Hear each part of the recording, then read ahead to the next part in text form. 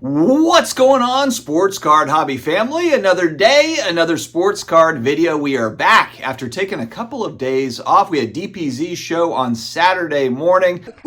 Sunday I was off. We had a funeral this weekend for my wife's grandfather. Oh man, emotional times, but you know what? It's part of life. That's how it goes. But we are back and we are talking today about Topps and what the heck is going on over there. Get better quickly, Topps. And then we also have a fresh grading report that has just come out from Gemrate.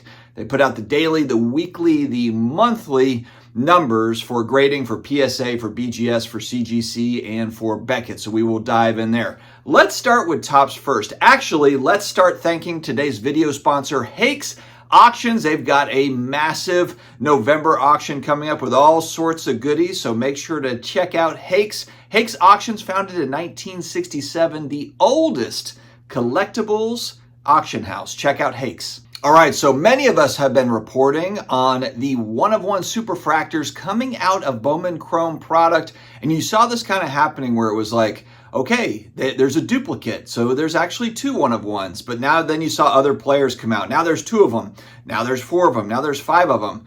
Well, actually, Topps did a little bit of recon on the back end, and there's 95 of them. 95 one-of-one Bowman Superfractors that have duplicates that accidentally came out from a production error from Topps. That's how they explained it. Makes perfect sense. And there's a couple of things that I think about. And one of them is just we're now in this age of social media. It's kind of ironic, really, because when you look at Michael Rubin, Fanatics, Topps, they've done an excellent job on the marketing side. We'll have videos this week that talk about some of the things that they've done that have been great. But man, it's a double-edged sword because social media, while they're all here for you on the marketing side, they will come down hard on you when mistakes happen. And I think this is different if we go back in years past. You know, in years past, I think if you're a Panini or you're a Topps and this sort of thing happens or there's some sort of redemption debacle or something stupid that happens 5 years ago, probably doesn't make much of the hobby news. You know, now everyone's a newscaster, including myself, and a lot of news gets recycled over and over again, whether it be on IG or YouTube or the Twitter machine or whatever it is. TikToks, I guess. There's also sports card TikTok. So the point is that if you are a business in this space, you have got to be on your P's and Q's and you really have to get ahead of this stuff. So Topps actually did a good job here. There was kind of those rumblings about, hey, there's more than one-of-one coming out, so looks like they immediately jumped on it, found out 95 of these suckers, and actually they probably wanted to get ahead of the next 100 videos that were about to come out on YouTube and the IG Lives and all of this, talking about, oh my gosh, there's more of these coming out. So they're like, okay, we've got to put a stop to this. We've got to figure this out. And so they do have a buyback program, pretty generous buyback program. I didn't dive into the nitty gritty of the buyback program but a lot of the response I saw was very positive on this. And I don't know what you can do really outside of what they did here with this buyback program. So I know that some people might not like pieces of it, but I don't really know what else they can do. It's like the cat's out of the bag now. It's all out there. Another thing I was thinking of is Topps really has to get a handle on this because this sort of thing just cannot happen consistently. Like this is one too many times, but they really have to get a handle on the quality control. You know, there's so much emphasis on Panini's quality control, and now Topps Fanatics is going to really rule this thing, you know, starting either now or in a couple years or whatever. And there's going to be so much pressure and emphasis on these products coming out because, look, if you don't have very much, if any, competition on the manufacturing side, then there's going to be all sorts of heat coming, you know, when there are these mistakes that happen. It's just the way it's going to be. If you had 5 companies out there that were producing cards, then, you know, it's spread around between all the companies. Oh, well, this company's screwing up worse than this one and that one or whatever, or this one's doing better than that one.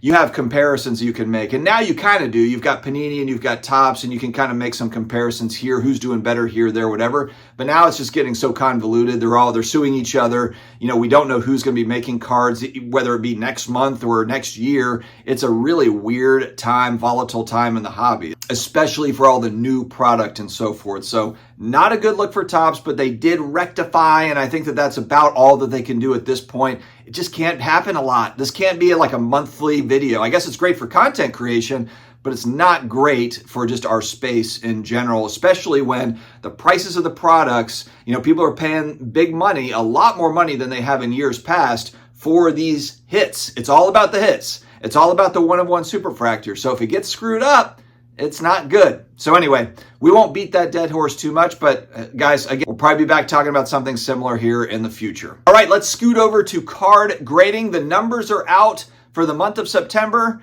and another huge grading month, just like the last month. I actually thought that maybe they would dip a little bit, and maybe they'll dip towards the end of this year, but we'll see. Not much slowdown here. PSA at 1.2 million cards. One thing I did get wrong going back about 6, 7, 8 months, a year ago, is I really thought grading was going to slow down. I just thought in general grading was going to slow down overall, especially PSA. I thought PSA's numbers would slow down to some degree, and they haven't. They've stayed very consistent, and these last 2 months are the most that they've ever graded in their history at 1.2 million. It looks to be that their capacity, I think it was at about 1 million cards. It's now at probably 1.2 million, and they're comfortable at 1.2. At least that's what they've done the last 2 months. Where I was right is the growth and the rise of TCG. It now makes up 50% of PSA's business if we're looking at these numbers. 602,000 sports cards were graded, 606,000 TCG, so that's the Pokemon, the Magic the Gathering, the Yu-Gi-Oh, and all of that stuff. Disney Lorcana, I guess, probably falls into that bucket. But the thought that PSA is grading more TCG cards, now granted, not much more, but still more than sports cards, is wild to me. And that is up 96% year over year for PSA. So if we're making that comparison, this time last year, they did 300,000 TCG cards. Now 600,000 TCG. That's a massive, massive increase. Our friends over at SGC had a very strong month. They are a channel sponsor, so let me disclose. SGC had 115,000 cards graded in the month of September. Very interested in seeing October's numbers because they've got the new special that kicked in with the $15 grading. I think that's going to really show more kind of moving forward, not just here in September. 105,000 cards were sports cards, and 10,000 were TCG, which is up 53% from the month prior. So strong month for SGC, and they continue to grade the second most sports cards behind PSA. Now a company that had a very strong month as well, and there's a little bit of confusion. I need to kind of check with Ryan at Gemrate on this. CGC cards had 147,000 in the month of September, very strong. 56,000 sports cards, which is a 300+% increase from the month prior. And I'm wondering, is there some sort of a pop report thing that happened where they just updated, kind of there was like a pop report dump to where a lot more cards showed up this month? Because it's interesting how they just all of a sudden have plus 300% on the sports card side for CGC. But anyway, regardless, that's what the numbers are. I think we'll have to see kind of what does next month look like, and just see if that was kind of like a dump on the pop report or if that is typical, if that's going to be typical moving forward. Very strong on the TCG side for CGC at 91,000 cards. I know a lot of Pokemon collectors use CGC. And of course, there's kind of that comic book element with Marvel cards. You know, CGC also grades comic books. They are the leader in that space. So there's some crossover there, I think. And then there's Beckett. My goodness, Beckett. This is a sad, sad state of affairs for Beckett. 61,000 cards in total, 31,000 sports cards, 30,000 TCG. But this is a company that is in struggle bus mode. I mean, these other three companies are really taking it to Beckett. And it just shows, again, the fall of Beckett grading. They do have, I think they've got some events they're trying to do. The one thing I would say to Beckett is you have got, in my opinion, to solve for, is there going to be a grading scale change or not? Because remember, going back to, what was it? Was it the National or was it the Mint? Anyway, they had the kind of the backdrop where they had the Beckett exhibit space and they had, you know, a brand new grading scale. Then they quickly pulled off of it based on the reaction to the grading scale. And then it was, we're taking feedback and we'll be back to you. Well, they still haven't been back to us. And honestly, this has been the story for Beckett over the last 3 years, going back to the pandemic. It was snide comments that were made from them as far as, hey, we're too busy grading cards to come out here and make a bunch of statements and talk a big game because we're too busy grading. Their comms folks, I don't know who does it over there. They've had different CEOs now. There is so much that has to get sorted out.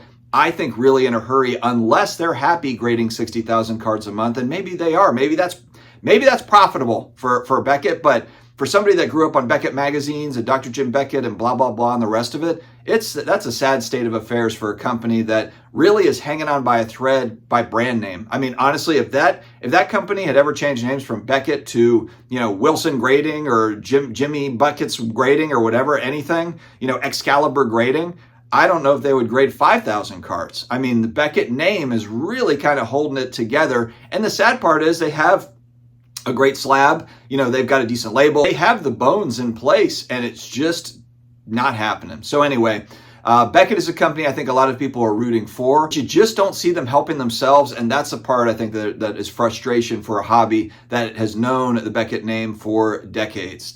So that's where we are today. Grading hasn't slowed down one bit, which is very, very interesting. Like I always say, I'm always expecting to see a little bit of a drop off over time, especially in the weird economy that we have. And I guess you do have a lot of cards where it's kind of like, especially with the PSA submissions, I've heard a lot of people talking about this, so I'm kind of repeating, but it's kind of like, okay, I'm sending 20 cards to PSA and the 4 or 5 10s I get pay for the rest of the order. And so I just kind of wonder here, how many of these 9s are just kind of hanging out there? And regardless of era, I mean, vintage, that's separate. But if we're looking at modern, ultra modern, it does kind of feel like it's 10 or bust for a lot of cards. And then the 9s, where are they going?